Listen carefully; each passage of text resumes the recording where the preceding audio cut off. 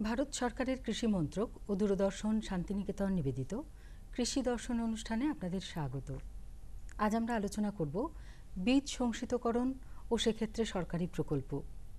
এবং এই আলোচনার জন্য আমাদের মধ্যে স্টুডিওতে কৃষি বিশেষজ্ঞ হিসেবে পেয়েছি গোপাল চন্দ্র মানকে, যিনি সহ কৃষি অধিকর্তা বীজ সংশোধন মুর্শিদাবাদ। নমস্কার গোপালবাবু।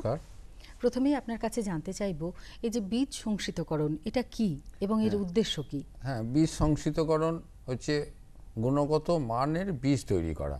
আচ্ছা, তা আমরা যখনই কোনো কৃষি ক্ষেত্রে যাই, কৃষি ক্ষেত্রে নিয়ে আলোচনা করি, তার মূল্যতম একটা উপকরণ থাকে যে বীজ।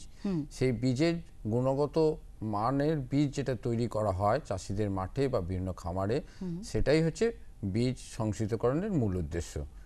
এবং এর মাধ্যমে আমরা দেখেছি যে 15 থেকে 20% ফলন আমরা যে সমস্ত উচ্চ ফলনশীল জাত আছে তাতে বাড়াতে পারি।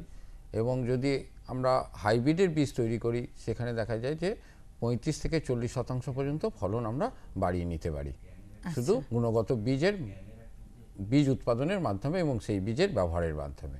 আচ্ছা, তো সরকারি প্রকল্পে বীজ সংশোধনের উপযোগিতাটা কি? হ্যাঁ, ধরুন আমাদের বিভিন্ন রকম সরকারি প্রকল্প চলছে। তার মধ্যে যে সমস্ত সরকারি প্রকল্প, যে বিজি, এআরআই, এনমুভ, ন্যাশনাল ফুড সিকিউরিটি মিশন, আমাদের ডাল শস্যের ওপর, এরকম বিভিন্ন প্রকল্প আমাদের এই অঞ্চলে চলছে। তা এখানে আমরা বিভিন্ন রকম প্রজাতির বীজ সরবরাহ করে থাকা হয় সরকার থেকে, এবং তার গুণগত মান এবং সেই আঞ্চলিক উপযোগী বীজগুলো খুবই গুরুত্বপূর্ণ। এবং এই সমস্ত বীজ আমাদের বিভিন্ন প্রদর্শনী ক্ষেত্রেতে আমরা ব্যবহার করি, এবং সেই প্রদর্শনী ক্ষেত্রেতে যে বীজগুলো ব্যবহার করা হয় সেখানে চাষি ভাইরা নিজেরাই দেখেন, এবং চাষি ভাইরা নিজেরা দেখে সেই বীজগুলো যখন, সেই জাতগুলো যখন তারা সেখানে উৎপাদন করেন, সেই প্রকল্পের মাধ্যমে যদি আমরা সেখান থেকেও কিছুটা বীজ তৈরি করে নিতে পারি, তাহলে কিন্তু আমাদের অনেক উপকার হবে। কারণ আমরা যে সমস্ত বীজ সরকারি প্রকল্পের মাধ্যমে দিই তার গুণগত মান যথেষ্ট ভালো এবং সেটা আঞ্চলিক উপযোগী। এই জন্যে এই বীজগুলোকে যদি আমরা তৈরি করে নিতে পারি, তাহলে আমাদের কিন্তু অনেক সুবিধা হয়। আচ্ছা, তো সরকারি প্রকল্পে বীজ সংশোধনের কাজটি কিভাবে করা হয়? হ্যাঁ, এবার ধরুন আমরা সরকারি প্রকল্পে যে সমস্ত, যদি আমাদের খুব মূল উদ্দেশ্য আমরা ভাবি যে তার উৎপাদন এবং উৎপাদনশীলতা বাড়ানো, এবং আমরা যদি আবার বীজ সংশোধনের কথা ভাবি, তারও কিন্তু মূল উদ্দেশ্য হচ্ছে উৎপাদন এবং উৎপাদনশীলতা বাড়ানো। এই দুই উদ্দেশ্য কিন্তু একই। তাহলে এই দুই উদ্দেশ্যকে আমরা কিভাবে সফলরূপে চাষিদের মাঠে করে নিতে পারবো? এখানে আমরা যে সমস্ত বীজগুলো আমাদের কাছে আসে সরকারি প্রকল্পে, সেগুলো আমরা দেখেছি যে খুবই গুণগত মানসম্পন্ন এবং আঞ্চলিক উপযোগী, এবং একদম বলা যায় যে 10 বছরের মধ্যে যে সমস্ত জাতগুলো বেরোচ্ছে সেই জাতগুলোই চাষিদের কাছে আমরা নিয়ে আসি। সেই জাতগুলো যখন চাষির মাঠে উৎপাদন হবে, সেই উৎপাদনের সময় আমরা আমাদের যে রাজ্য বীজ নিগম যে সংস্থা আছে, সেই সংস্থার মাধ্যমে আমরা সেগুলোকে রেজিস্ট্রেশন করাবো।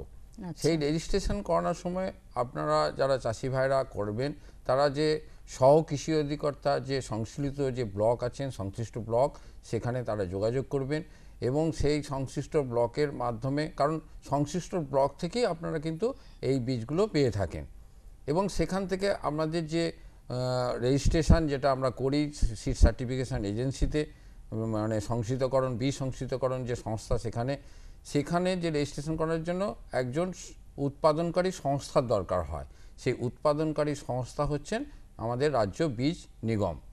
এবং এর মাধ্যমে যখন আপনারা রেজিস্ট্রেশন হয়ে গেল, সেই রেজিস্ট্রেশনের জন্য সরকারি নিয়ম অনুযায়ী আমাদের 25 টাকা আমাদের সরকারি খাতে একটা জমা দিতে হয়, এবং রেজিস্ট্রেশন হওয়ার পর সেটা নথিবদ্ধ হলো যে আপনি বীজ উৎপাদন করার জন্য চাষি হিসাবে বিবেচিত হলেন। এরপরে যেটা হয়, সেই বীজ যখন সেই মাঠে সেই ফসলটা উৎপাদন হয়, সেই ফসলের আমরা ইন্সপেকশন যে বলুন, পর্যবেক্ষণ করি। সেই পর্যবেক্ষণ করার পর যদি সেই বীজটাকে আমাদের সার্টিফিকেশনের যে নর্মস আছে, সেই নর্মস অনুযায়ী যদি উপযোগী হয়, তাহলে কিন্তু সেটাকে আমরা পরবর্তী বীজ হিসাবে গ্রহণ করতে পারি। আচ্ছা, এবং এখানে দেখুন যে আমার বীজ আমি চাষি ভাই উৎপাদন করবে, তাহলে সংস্থাকে না রাজ্য বীজ নিগম, তাহলে রাজ্য বীজ নিগম সেই চাষি ভাইদের কাছ থেকে বীজটাকে সরাসরি তার গুদামজাত করবেন এবং সেখান থেকে আমরা যে সমস্ত পদ্ধতি আছে সেই পদ্ধতির মাধ্যমে সেই বীজটাকে সংস্কৃত করি এবং সংস্কৃত করার পর আবার কিন্তু চাষি ভাইদের কাছে সেই বীজটা ফিরে যায়। এবং এর পদ্ধতির ফলে যেটা হয় যে চাষি ভাইরা নিজেরা যে বীজ উৎপাদন করার পদ্ধতির সঙ্গে অনেকটা জ্ঞাত হন এবং তারা যে বীজটা নিজেদের অঞ্চলে উৎপাদিত হচ্ছে সেটা সরাসরি দেখেন এবং দেখার ফলে সেই জাতগুলো সম্বন্ধে সম্যক তাদের পরিচিতি ঘটে এবং তার ফলে আবার সেটা যখন তাদের কাছে বীজ হিসেবে পড়ে যায় তার বিশ্বস্ততা অনেকটা বেশি থাকে। আচ্ছা, তার মানে কৃষক বন্ধুরা সরাসরি বীজ উৎপাদনের পর সেটাকে বাজারজাত করা নিয়ে কোনো চিন্তা থাকছে না? বাজারজাত করা নিয়ে কোনো চিন্তা থাকে না, কারণ যেহেতু আমাদের রাজ্য বীজ নিগম তার সঙ্গে সরাসরি যুক্ত। এবং এখানে আরেকটা দেখুন যে চাষি ভাইরা যখন সাধারণ ফসল উৎপন্ন করতে যায় তাতে যে মূল্য যোগ, যেটা আমরা ভ্যালু অ্যাড করার কথা বলি, সেই মূল্য যোগটা কিন্তু অনেকটাই হয়ে যায়। কারণ সাধারণভাবে যদি কোনো ফসলের দাম আমার 15-16 টাকা থাকে, যদি ধানের ক্ষেত্রে যদি মনে করি, সেটাই যদি বীজ হিসাবে উৎপন্ন হয় তখন দেখা যাবে তাতে অনেকটাই মূল্য যোগ হয়ে চাষি ভাইরা কিন্তু অনেকটা লাভবান হয়ে যাবেন। আচ্ছা, তো এক্ষেত্রে কৃষক বন্ধুরা ঠিক উপকার আর কোন কোন ভাবে উপকৃত হচ্ছেন এই পদ্ধতির দ্বারা? হ্যাঁ, এই পদ্ধতির দ্বারা কৃষক বন্ধুদের যেটা এখন ধরুন চাষের যেটা একটা অনীহা এসে গেছে যে অনেক চাষে থেকে কিছুই সম্ভব হচ্ছে না, চাষ থেকে কিছুই লাভজনক কিছু হচ্ছে না। এখানে বলবো যে চাষি ভাইরা এই বীজ উৎপাদনের মাধ্যমে তারা নিজস্ব যে আয় বৃদ্ধি সেটা করতে পারবেন এবং তারপরে যে অনেক চাষি ভাই আছেন যারা সেই বীজ তৈরি করার পদ্ধতিটা জ্ঞাত হবেন এবং বীজ তৈরি করার পর তারা সেই বীজটাকে যখন তারা নিজেদের মধ্যে বিলি বন্টন করতে পারবেন বা নিজেরা সেই ব্যবসার ক্ষেত্রে যুক্ত হতে পারবেন, তখন দেখা যাবে যে তারা অনেক বেশি লাভবান হবেন।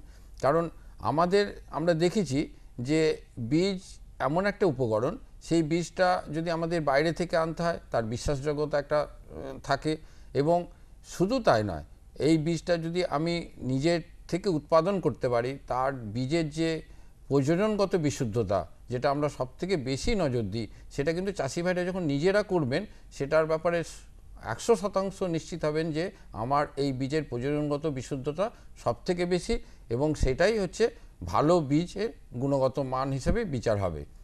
এছাড়া দেখুন, যদি আমরা বীজটাকে অন্যভাবে ব্যবহার করি, যে চাষি যখন একটা ভালো বীজ তারা তৈরি করলো এবং সেটা নিগমের কাছে সেটা হয়তো তাদের সঙ্গে যোগাযোগ করে সেখানে বীজ সংস্কৃতকরণ করলো, যদি করার পরও যেটুকু বীজ তাদের কাছে থেকে যাবে সেটা কিন্তু তারা পরবর্তী ক্ষেত্রে চাষের কাজে ব্যবহার করতে পারবেন এবং চাষের কাজে ব্যবহার করার ক্ষেত্রে তাদের উৎপাদিত বীজ তারা নিজেরা যখন সেখানে ব্যবহার করতে পারবেন, সেখানে দেখা যাবে যে তাদের উৎপাদনশীলতা অনেকাংশেই বেশি হবে এবং তার প্রধান কারণ হচ্ছে যে তারা যে প্রজননগত বিশুদ্ধতা সেটা অনেকটাই তারা মেনে চলবেন এবং সেটা নিয়ন্ত্রণ করতে পারবেন। আচ্ছা, এই যে সঠিক পদ্ধতিতে বীজ উৎপাদনের কথা বলছেন, সেক্ষেত্রে কি প্রশিক্ষণ দেওয়ার ব্যবস্থা রয়েছে? হ্যাঁ, আমরা বিভিন্ন প্রশিক্ষণের ক্ষেত্রে আমরা দেখেছি যে বীজ উৎপাদনের ক্ষেত্রে আমরা প্রশিক্ষণ দিয়ে থাকি এবং সেটা আমাদের যে সহকৃষি অধিকর্তা ব্লকে যারা থাকেন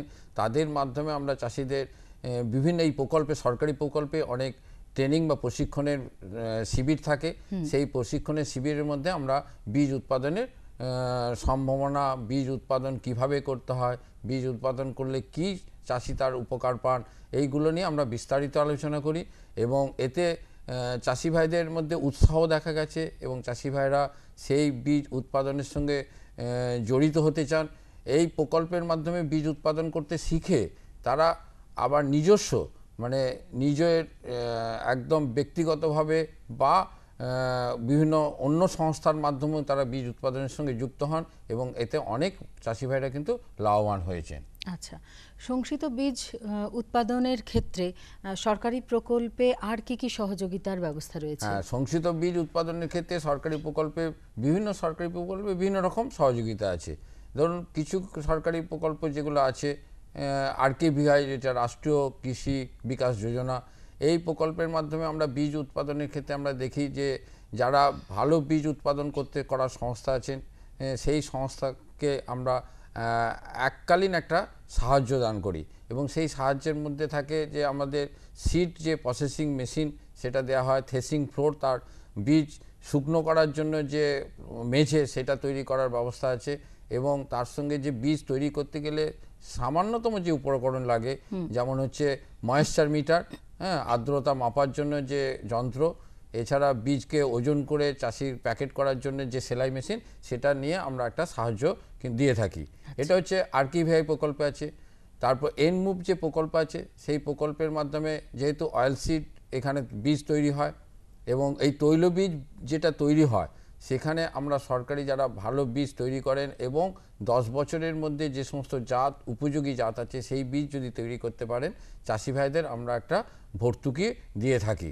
আচ্ছা, এছাড়া আছে যে ডাল শস্যের ক্ষেত্রেও আমরা দেখেছি যে সমস্ত জাতীয় খাদ্য নিরাপত্তা মিশন যেটা ডাল শস্য, এখানেও যে সমস্ত চাষি ভাইরা ভালো বীজ উৎপাদন করেন এবং যে বীজটা আপনার ওই জাতগুলো 10 বছরের মধ্যে, বিশেষ করে সরকারি প্রকল্পে 10 বছরের মধ্যে যে সমস্ত জাত, সেখানেও কিন্তু আমরা উৎপাদনের ভর্তুকি একটা আমরা চাষি ভাইদের সরাসরি দিয়ে থাকি।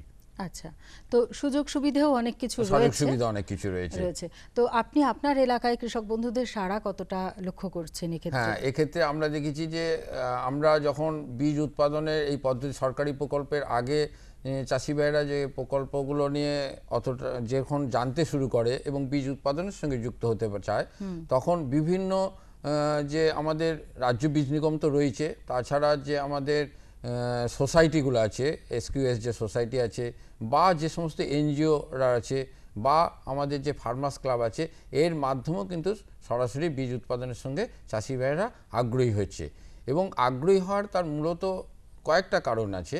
সেটা হচ্ছে নিজেদের বীজ তারা নিজেরা ভালোভাবে উৎপন্ন করতে পারে, এছাড়া হচ্ছে যে বীজটা উৎপন্ন করে সেই বীজটা আবার বাজারজাত করার জন্য তারা এই সমস্ত সংস্থা, বিশেষ করে সোসাইটি বা এসকিউএস বলুন বা ফার্মার্স ক্লাব বলুন বা আপনার যে এনজিওগুলো আছে, তাদের মাধ্যমে এগুলো বাজারজাত করতে পারে। এবং শুধু তাই নয়, আমাদের ডাল শস্যের ক্ষেত্রে প্রচুর পরিমাণে বীজের ঘাটতি আছে। সেই বীজটাকে আমরা এই সমস্ত সংস্থার দ্বারা যদি উৎপাদন করতে পারি এবং সেই সংস্থার মাধ্যমে যদি আমরা আবার বলা যায় যে আমরা আবার রোল করতে পারি, আমরা আবার সেটাকে আমাদের চাষির মাঠে ফিরিয়ে আনতে পারি, তাহলে দেখা যায় যে আমাদের উৎপাদনশীলতা অনেকটাই বাড়াতে পারবো এবং চাষি ভাইরা এতে অনেক বেশি উপকৃত হবেন। আচ্ছা, অনেক অনেক ধন্যবাদ আপনাকে। অত্যন্ত সুন্দর এবং সহজভাবে আমাদের বোঝালেন সরকারি প্রকল্পে বীজ সংশোধনকরণের কাজ কিভাবে চলছে। আমরা আশা করব আমাদের আজকের আলোচনা থেকে কৃষক বন্ধুরা যারা শুনলেন আজকের আলোচনা, তারা কিভাবে বীজ সংশোধনকরণ হচ্ছে এবং সংশোধিত বীজ ব্যবহারের ফলে সুফল কতটা পেতে পারেন সে সম্পর্কে অবগত হলেন।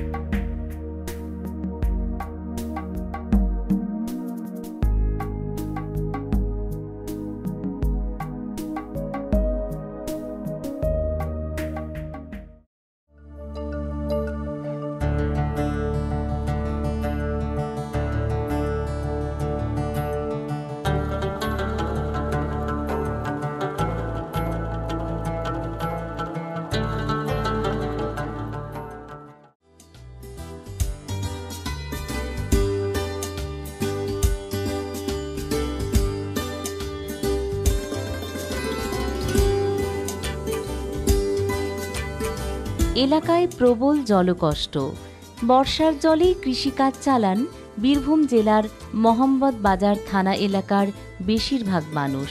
কিন্তু প্রশিক্ষণ ও সুপরিকল্পনা আজ এলাকার কৃষকদের অর্থনৈতিক দিক দিয়ে স্বাবলম্বী করে তুলেছে। মোহাম্মদ বাজার ব্লকের ভুতুরা গ্রাম পঞ্চায়েতের অন্তর্গত মালাডাং গ্রামের চিত্রা হাজরা এমনই অসাধ্য সাধন করেছেন। স্থানীয় লোককল্যাণ পরিষদ থেকে কৃষিকাজে প্রশিক্ষণ নিয়ে জৈব সার ব্যবহার করে সুপরিকল্পিত বিকল্প চাষ করে আজ তিনি সংসারের হাল ফিরিয়েছেন। সফল মহিলা কিষাণ হিসেবে নিজেকে তুলে ধরেছেন। চিত্রা দেবী তার 7 কাঠা জমিতে সাথী ফসল হিসেবে মুগ ও তিল একসাথে চাষ করেছেন।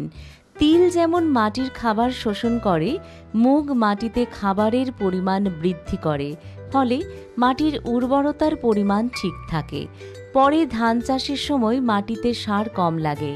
প্রথমে মাটি তৈরি করে বাংলার ফাল্গুন মাসে মুগ ডাল ও তিলের বীজ রোপণ করা হয়।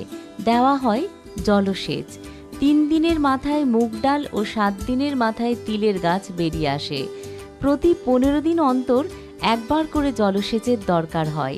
45 দিন পর থেকে ফসল তোলা সম্ভব। স্থানীয় বাজারে মুগ ডাল ও তিল বিক্রি করে প্রায় 1500 টাকা লাভ হয়। মুগের যেটা খাবার আছে সেটা তিলে পায়, আর তিলের যেটা খাবার আছে সেটা মুগ পায়। আর তিলটা আগে লাগাতাম, শুধুই তিল লাগাতাম, তখন মুগ কলাই লাগাতাম না। এখন মুগটা লাগালে পরে তিলের খাবারটা মুগ পেয়েছে, আর আমাদের জমিটাও ভালো থাকছে, সারটা ভালো হয়। আর তখন আমরা গোবর সার দিই, মাটি বাড়িতে তৈরি করি, কেঁচো সার, সেটার জন্য তৈরি করে আমরা দিই।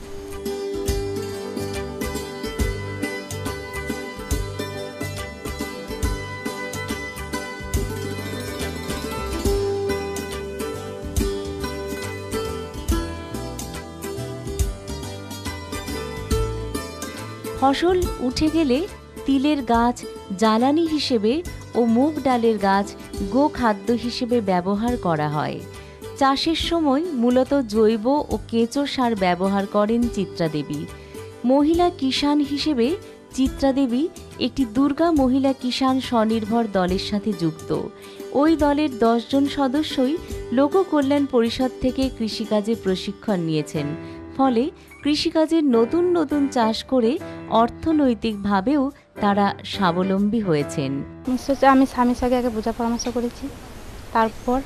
তারপর আমি 15 জন মেম্বার আছে আমরা দলে, 15 জনের সঙ্গে বোঝা পরামর্শ করেছি। তারপর আমরা দিদিকে জানিয়েছি, মিতালের সঙ্গে জানিয়েছি, মিতালের সঙ্গে জানিয়ে এই বিচন পেয়েছি, তারপর চাষ করেছি।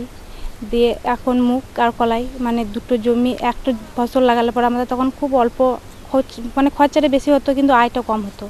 এখন আমরা মুগ কলাই লাগালে পরে মুগের খাবারটা তিলে পাই, তিলের খাবারটা মুগ পেয়েছে, আর আমাদের মাটিটা ভালো থাকছে। মাটিটা ভালো থাকলে পরে আমাদের পরের বছর যখন ধান চাষ করব বর্ষাতে, তখন আমাদের মাটিটা ভালো থাকলে আমাদের ধানটাও ভালো হয়। তার জন্যে আমরা এই মুগ কলাই আর তিল চাষ করি।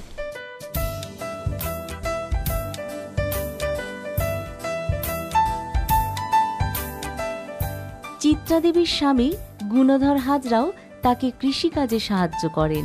তার 2 ছেলের একজন 8ম শ্রেণী এবং অন্যজন 7ম শ্রেণীর ছাত্র। সংসারের অর্থনৈতিক হাল ফেরানোর পাশাপাশি ছেলেদের পড়াশোনার খরচও তিনি চালান। 7 কাঠা জমিতে আমি তিল আর মুগ চাষ করেছি। তার মধ্যে 8 কেজি মুগ হবে, আর 15 থেকে 20 কেজি আমার তিল হবে। খরচা কিছু হয় না, আমি নিজে গত খাটিয়ে করেছি, আমার স্বামী আর আমি। আর এখন তিলটা মুগটা দিদিদের কাছ থেকে পেয়েছি ট্রেলিংয়ে থেকে। তিলগুলো আমার জ্বালানি হয়, আর মুগের ডালগুলো ওইগুলো আমার গরুকে খাওয়ানো হয়। আর পরের জমিতে যখন আমি ধান লাগাবো বর্ষাতে, তখন আমার খরচা অল্প লাগে, জোড়া খুব কম লাগে।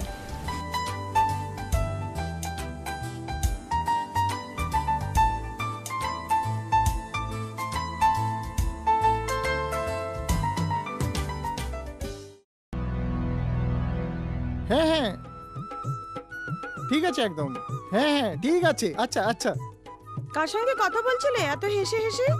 আরে বাবা, কিষাণ কল সেন্টার, বিশেষজ্ঞের সাথে চাষের ব্যাপারেই কথা বলছিলাম। সকালেও দুপুরেও? আরে বাবা, কিষাণ কল সেন্টার তো সকাল 6টা থেকে রাত 10টা অবধি খোলা। রোববারেও? হ্যাঁ গো, বছরে 365 দিন। এত ফোনের বিল কে দেবে? আরে বাবা, কিষান কল সেন্টারের পরিষেবা সম্পূর্ণ বিনামূল্যে। কিন্তু তুমি এগুলো জিজ্ঞেস করছো কেন? আমি তো অন্য কিছু ভাবছিলাম। ও কৃষক ভাইরা কৃষিকাজ সংক্রান্ত সমস্যার নিজের ভাষায় তাড়াতাড়ি সমাধানের জন্য ভারতের যে কোনো ফোন থেকে রাষ্ট্রীয় হেল্পলাইন নম্বর 1800-1801-5551-এ যোগাযোগ করুন। কৃষকের বন্ধু, কৃষকের কল সেন্টার।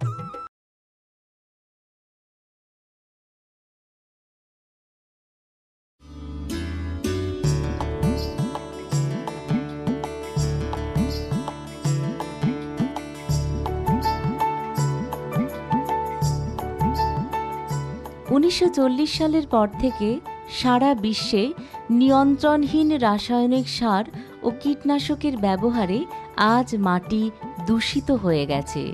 কৃষি বিজ্ঞানী ও বিভিন্ন সরকারি ও বেসরকারি সংস্থার উদ্যোগে কৃষকেরা আজ আবার ধীরে ধীরে জৈব সারের ব্যবহারের গুরুত্ব বুঝতে পারছেন। কৃষিকাজে ব্যবহার করছেন জৈব সার। বীরভূম জেলার মোহাম্মদ বাজার থানা এলাকার ভুতুরা গ্রাম পঞ্চায়েতের শালডহ গ্রামের কৃষকেরা কৃষিকাজের জন্য বেছে নিয়েছেন তরল জৈব সারকে। সাহায্য করছেন গ্রামের মহিলা কিষানেরা। আমরা এই সঙ্গ থেকেই সব কিছু শিখেছি। আগে আমরা তো কিছু জানতাম না।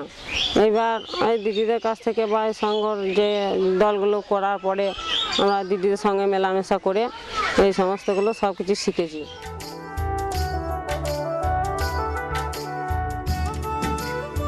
স্থানীয় লোককল্যাণ পরিষদ থেকে প্রশিক্ষণ নিয়ে এলাকার মহিলারা নিজেরাই কৃষিকাজের ব্যবহারের জন্য তরল জৈব সার তৈরি করছেন। এই সার তৈরি করতে লাগছে বিশেষ 3 ধরনের পাতা। প্রথম, গভীর শিকড়যুক্ত গাছের পাতা, যেমন পলাশ পাতা, ভাট পাতা। দ্বিতীয়, শুঁটি জাতীয় গাছের পাতা, যেমন সজনে, বাবলা। এবং তৃতীয়, ভাঙলে দুধ বেরোয় জাতীয় গাছের পাতা, যেমন পেঁপে। এবার সংগৃহীত পাতাগুলোকে কুচি কুচি করে কেটে নিয়ে তাকে গোবরের সাথে মেশাতে হবে। মনে রাখতে হবে 2 বাটি পাতার সাথে 1 বাটি গোবর, এই পরিমাণে মেশানো দরকার।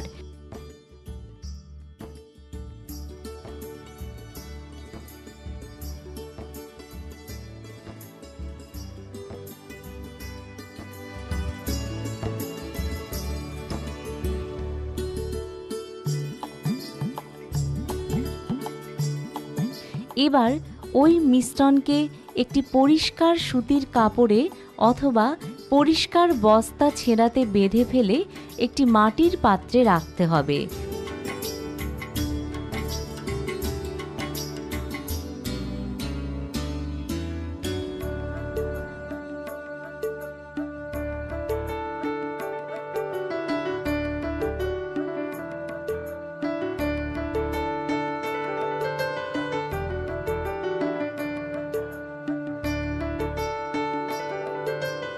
যত বাটি মিশ্রণ তার 20 গুণ জল লাগবে, অর্থাৎ 1 বাটি মিশ্রণে 20 বাটি জল লাগবে।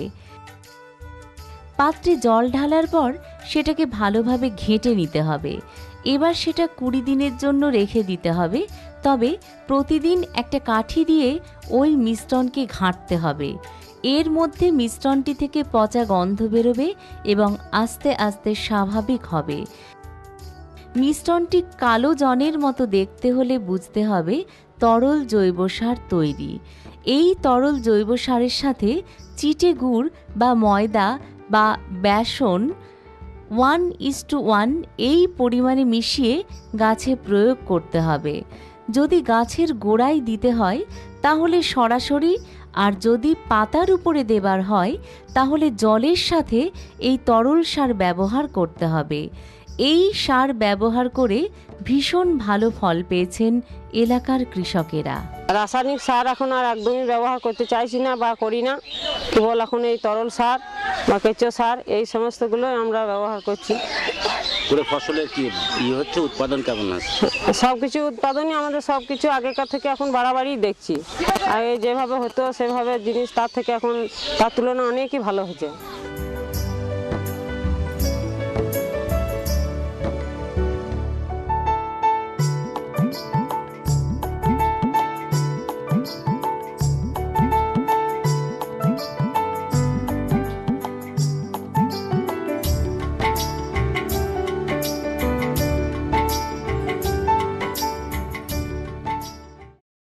আজকে পয়সা উসুল করেই ছাড়বো, করেই ছাড়বো।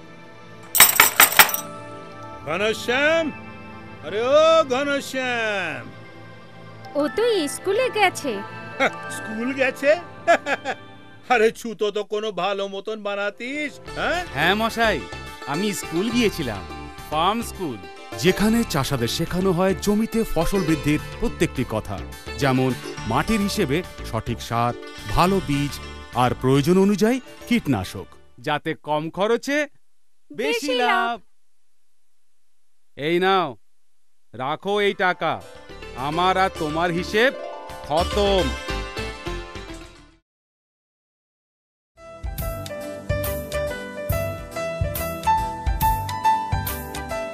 বিকল্প চাষের ক্ষেত্রে আজ কৃষক বন্ধুরা উৎসাহিত হচ্ছেন।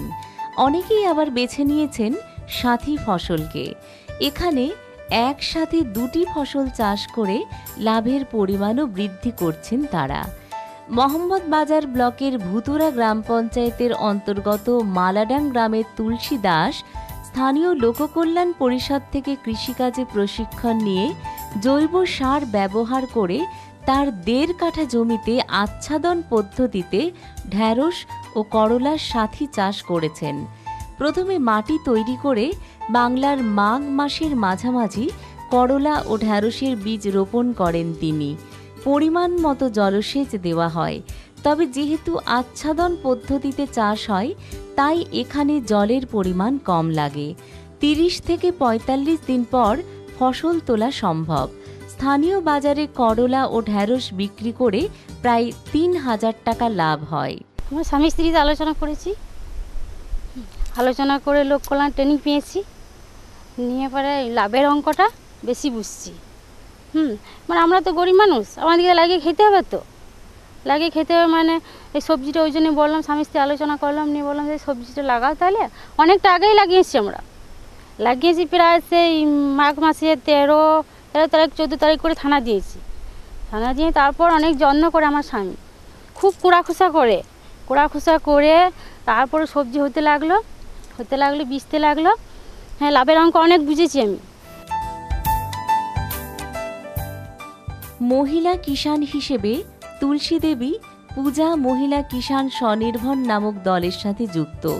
ওই দলের 10 জন সদস্যই লোককল্যাণ পরিষদ থেকে কৃষিকাজে প্রশিক্ষণ নিয়েছেন। প্রশিক্ষণ ও সুপরিকল্পনা আজ তার মতো মহিলা কৃষক বন্ধুদের অর্থনৈতিক দিক দিয়ে স্বাবলম্বী করেছে।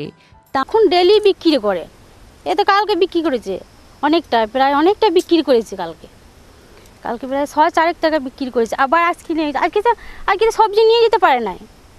এখন এই যে এই মাঠে অনেক সবজি আছে, এই মাঠটাতে অনেক ঝিঙে আছে, তারপর ওই বাড়িতে অনেক খেরো আছে।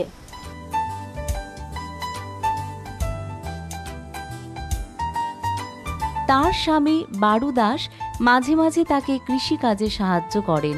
কৃষিকাজ করেই তিনি তার মেয়ের ভালোভাবে বিয়ে দিয়েছেন, আর তার ছেলে স্থানীয় স্কুলের 7ম শ্রেণীর ছাত্র। সংসারের অর্থনৈতিক হাল ফেরানোর পাশাপাশি ছেলের পড়াশোনাতেও তিনি সাহায্য করেন। ছেলে এখন এই 7-এ পড়ছে, এই 13 বছর বয়স হলো। আর মেয়ে বিয়ে দিয়ে নিয়েছি, মেয়ে 9 অবধি পড়েছে। 9 অবধি পড়েছে, ভালো ঘরেই বিয়েছে আমার মেয়েটা।